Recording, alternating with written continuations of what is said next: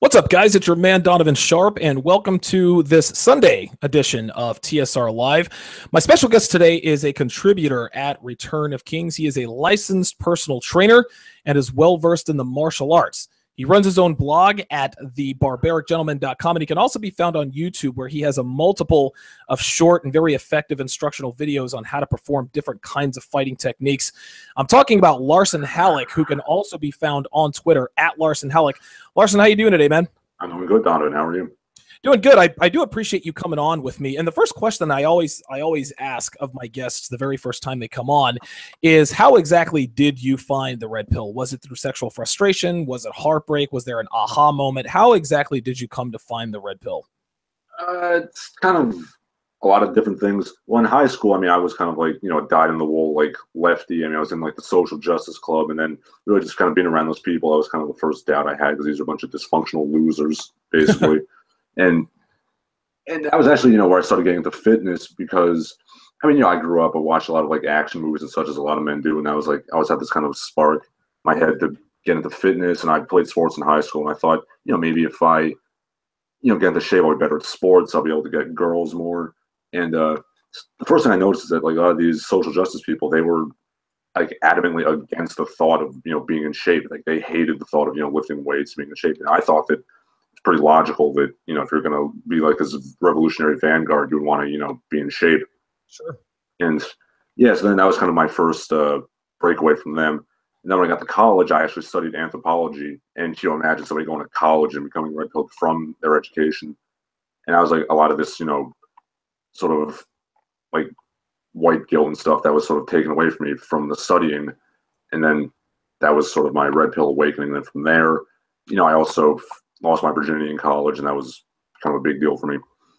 And yeah, and then when I was in grad school, I actually kind of came up with the idea for the website. And then when I was finished with that, I started working on that, and that debuted in 2015. All right.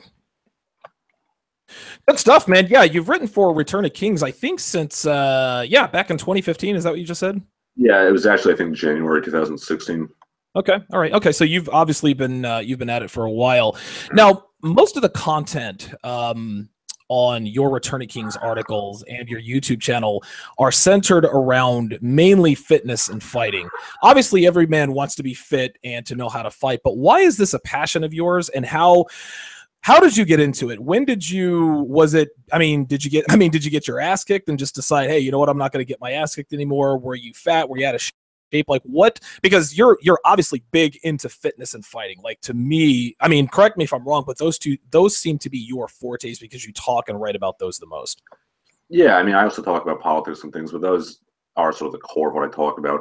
And also, I do a little bit of comedic stuff on my YouTube channel where I look at like bad fitness and I kind of make fun of it. Because okay. Yeah, I actually originally and this is kind of getting off topic a little bit. I actually wanted to get into, internet reviewing like video games and stuff, because that's a passion of mine. Like I was a nerd before I got into fitness, and then I realized that everyone's doing that. That's like a dime a dozen on YouTube. So I thought that the bad fitness and like bad martial arts, that would be kind of a way to do my comedy, but involved in my passion. And the reason I got into fitness is, it's like I said, I was kind of that nerd, and I did, get bullied.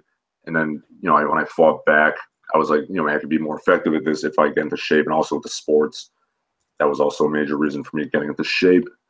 And then that was just fitness. And then in college, I started studying martial arts, and I've been doing that for, about 4 or 5 years.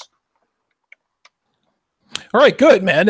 Yeah, it's funny. Most people, I don't know. In my experience, people get into fighting, for one of two reasons. Either they grew up in it, or they got their ass kicked at an early age, and they decided, hey, you know what? I don't want to get my ass kicked anymore. A lot of people, I think it was John Anthony or one of our colleagues over at ROK, who wrote a piece on becoming desensitized to getting hit in the face. And I thought it was actually quite something, because people don't like, listen, I've been in plenty of fights, and getting hit, I'm sure you can probably speak to this too. Getting hit in the face is no fucking fun, man. Like, it's terrible. Dude, listen, it fucking sucks. And most of the time, the funny thing is that when you get into fights and you get hit in the face, what a lot of people don't realize is that in the heat of the moment, you don't really feel the punches. You don't really feel the pain. It just kind of happens. And then at the end of the fight, whether you've won or lost, 5 or 10 minutes later, after the adrenaline rush starts to subside a little bit, you're like, oh shit, man, like he really caught me in the chin or he caught me in the nose. So yeah, I think that most people who find fighting find it one of two ways. Now, something that's very interesting to me, and this is why I reached out to you, is you talk a lot about unorthodox lifting techniques. Those are fascinating to me, like core exercises that most people aren't aware of. You also wrote a column, entitled 5 Mysterious Workout Devices You May Have Encountered in the Gym, which was another interesting article. You've written about isometric exercises. You seem to find and do a lot of strength training techniques that people generally aren't aware of. Why do you feel that these kinds of things are important to a man's fitness, and what benefits do these techniques have? Well, for starters, I think it's very important that men, know to move their bodies in all ways. Like, static lifting and stuff is very good. The conventional big 4 kind of exercises. There's just a lot of things you don't see nowadays are things like, the ring gymnastics and the isometrics. And, a lot of guys in the olden days were doing that stuff. And, I hate to sound like, the crotchety old man, but a lot of those guys like, Maxick and Eugene Center, they were doing things that a lot of people nowadays don't do, and I think that in some ways they were stronger than we are today. So I try to incorporate a little bit of that Gilded Age technique into the modern day. Good. Yeah, not a lot of people are familiar with the Gilded Age. Yeah. Well, I mean, just as a, somebody who actually double majored in history and anthropology, I mean, I just like studying history. So I just, for academic purposes, I do like studying those sort of old-fashioned fitness techniques, but, I also find them very effective. Good. Now I'm 40 years old. I actually turned 40 this past summer. I don't know how old you are, but I can tell you that I'm 26. You're how old? 26. Oh, okay. Well, listen, you'll certainly find this out when you get older. But I will tell you this: you actually wrote an article that talked about the importance of men staying fit when they're older, and I found that kind of surprising. I guess now that I know that you're 26 years old, you're obviously a young guy. Talk about the importance of a man staying fit, not when he gets older, as he gets older. Well, I mean, I feel that fitness is probably one of the foundational things of being a man. To be strong is very important. And, it was very beneficial for me when I was a teenager, and then I certainly plan on continuing fitness as I grow old. I mean, not only is it good for, your bone health, your joint health as you get older, it's also kind of retains that sense of masculinity to kind of go to the old reliable standby. Sure. And I think it's, kind of help you retain that sense of, I guess, masculine authority when you're raising your kids, things like that. And they'll respect you. Your family, your wife will continue to respect you. And I certainly don't see any reason why you wouldn't remain fit as you age. Right. I mean, again, I think the key word there is foundational. And you wrote an article. I'll actually ask you this. You actually wrote an article, back in July entitled "Men Have No Excuse to Skip Out on Strength Training." And the question I have for you is, why do you think men these days aren't lifting weights like they used to? It almost seems to be a lost art. I mean, I can't really tell you why exactly men are. Maybe it's just because like a general malaise and, amongst men, especially white men who were, I was told they have to feel guilty and things like that. Maybe they're just told not to be strong. And I mean, they're kind of pushing this whole thing now about, the gym culture is toxic, the toxic masculinity, which, I don't think either of us believe, of course. Nobody listening will either. Yeah. No, fuck that. Yeah. I mean, if I had to guess, I think it's just because of that overarching societal trend that's very anti-masculinity, and then people will kind of take the black pill, so to speak, and why bother? Yeah, that makes sense. Never thought of it that way. The black pill. Yeah. The black pill is almost like it's like the lowest rung of MGTOW. They don't want anything to do it's like this is the pure nihilism. Like, I'm just giving up. There you go. Yeah, exactly. Nihilism is the perfect word for it. The black pill nihilism, I suppose. Now, you talk a lot about a man's form when he's lifting. I've seen your articles on how to do a proper bench press. You've also written about, one of my personal favorites, the overhead press. A lot of men out there who want to get started with lifting weights, they don't understand that you can't just go into the gym and bench press. You can't pressure. Right, you can't reach your 1 rep max the first time you're in there. You have to work up to it, and a lot of that has to do with form. Talk a little bit about the importance of maintaining proper form, and why it is you think that a lot of men don't have proper form. I mean, a lot of men could probably lift or squat, I don't know, 350, 400 pounds, which is an insane amount of weight. But you see a lot of times in the gym, their form isn't right. Talk about the importance of proper form and some of the dangers that come with not using proper form when lifting heavy. I mean, form is the most important thing in lifting, as it is with any exercise. And I always say that, to my clients, that it's better to do a weak, low weight lift with proper form than some half-assed lift with bad form, because not only are you getting more benefits from that in terms of muscular and like bone and joint development, you're also very much reducing the risk of injury. Yeah, I remember when I first started lifting heavy, I always used to fuck up my back doing the squat. And of course, we all know about butt wink and all that other kind of stuff. But it wasn't until, and I made that same mistake, man. Like, I'd be in the gym and I'd be like, all right, let me try and squat 250, and I would get it up a couple times, but that third or fourth time, you're pressing, you're overcompensating because maybe you have weak hamstrings, whatever the case may be, and you push that weight up, and then the bottom of your back kind of tweaks out, and then you can't squat for 2 or 3 days. So I can speak from personal experience in that regard. Gentlemen, you are listening to TSR Live with special guest Larsen Halleck, who is a regular contributor at Return of Kings and licensed personal trainer. Guys, make sure you bookmark his website, thebarbaricgentleman.com. You can also subscribe to his YouTube channel, which is packed with rock-solid information on fighting, fitness, diet, and a lot more than that. He can be found on Twitter at Larsen Halleck. That is LARSENHALLECK. And you can also find his posts on gab.ai. I'm going to put all of his links in the description. So, guys, make sure you check that out. And, Larsen, let's switch gears here and talk a little bit about fighting, hand-to-hand combat. All right, great.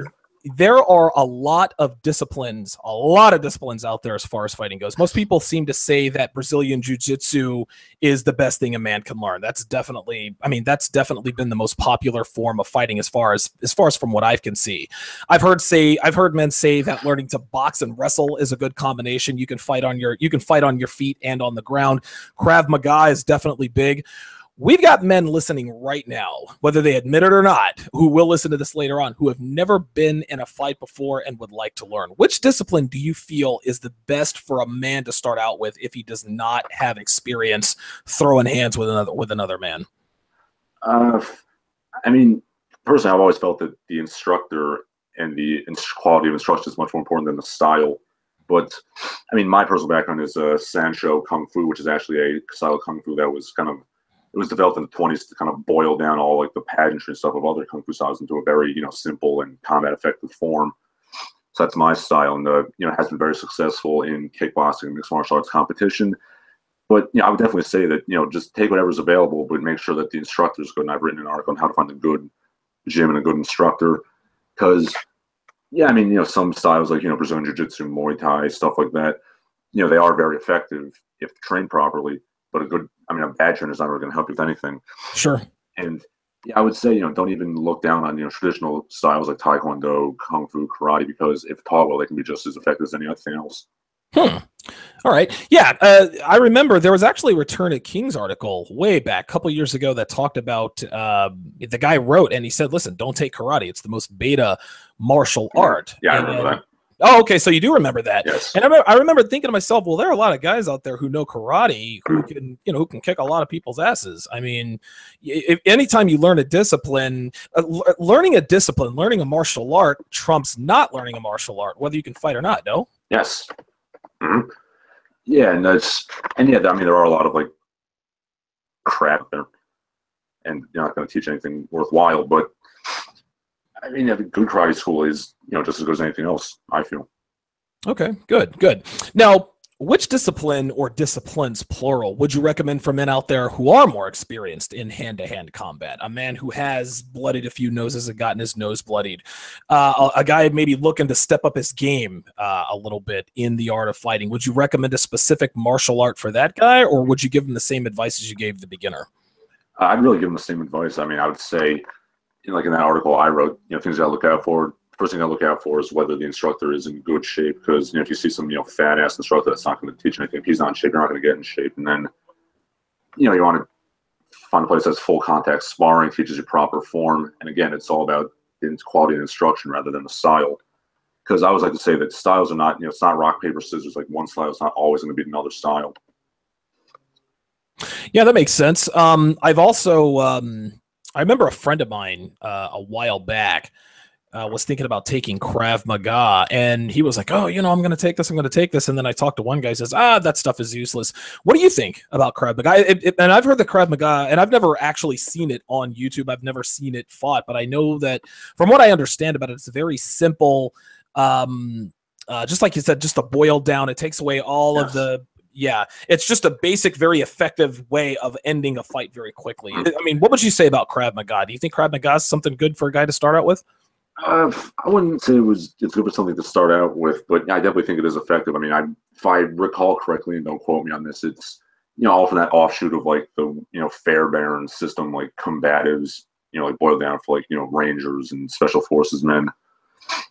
It's very like dirty fighting, groin kicking, gouging, things like that. Oh wow, okay, wow, yeah, it's military specific.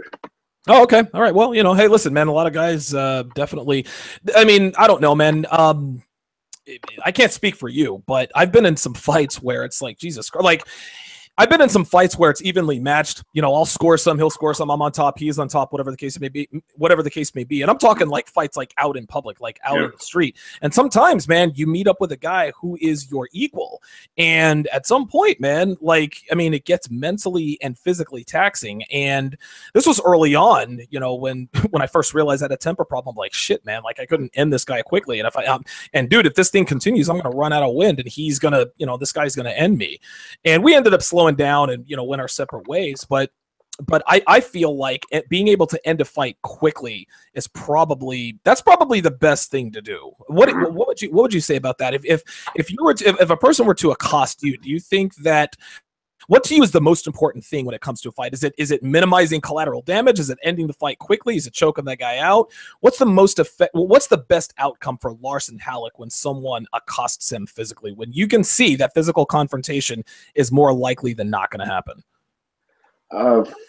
Yeah, I mean, I would definitely say that in most cases you just want to end the fight quickly. What really helps is situational awareness. I teach Kim's game, things like that. Got to make sure if there's a weapon nearby, you don't want to get him to have it, or maybe you want to neutralize it, or see if he's got friends waiting to stomp you. Because like the last time I was in like a real fist fight, I was in college, and it was at some party because I was shit talking me. So I punched him, dropped him, and then I noticed his friends were there, and they took me down and just stomped me out. Right. Yeah, it's always situational awareness is very important, and weapons and friends are to me, those aren't the X factors. Those are things that could be potentially dangerous. Listen, fighting a guy one-on-one, yeah, you can do damage to him. He can do damage to you. But if he's got listen, it doesn't matter how great a fighter you are. You can't beat three guys. It's just not going to happen. There's just too many bodies. I mean, that shit only happens on TV. And if there's a weapon nearby, he can kill you. He can put an eye out. He can really do some serious damage. So situational awareness, I think, is definitely important.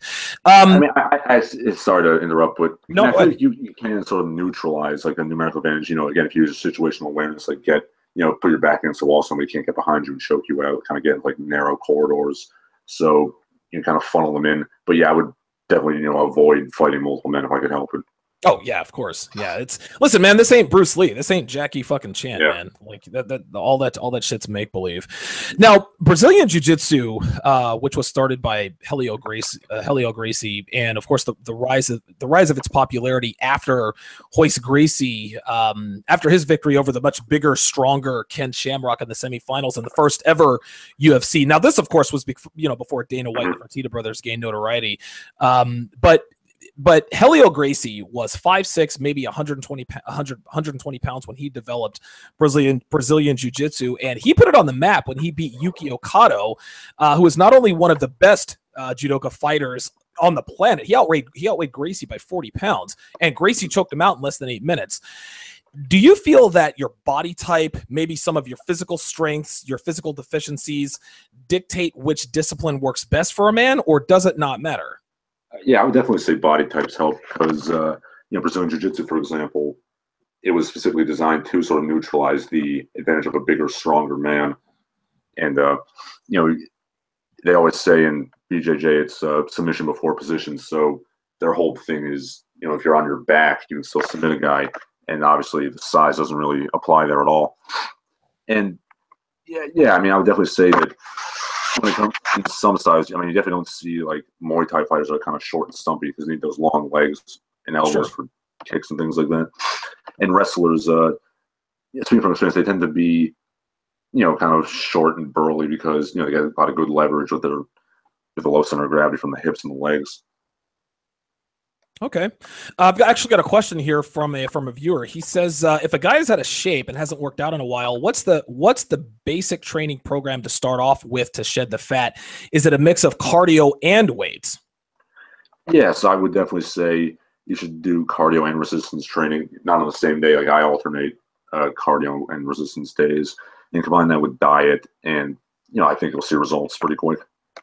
A lot of guys think that, again, I remember a buddy of mine, when I was down in Vegas, he wasn't out of shape, but he could tell he was kind of portly. He was kind of soft, and he wanted to take Brazilian Jiu-Jitsu, but he said, well, look, I need to get into shape before I learn to fight. This I think is a big time holdup for guys who are out of shape.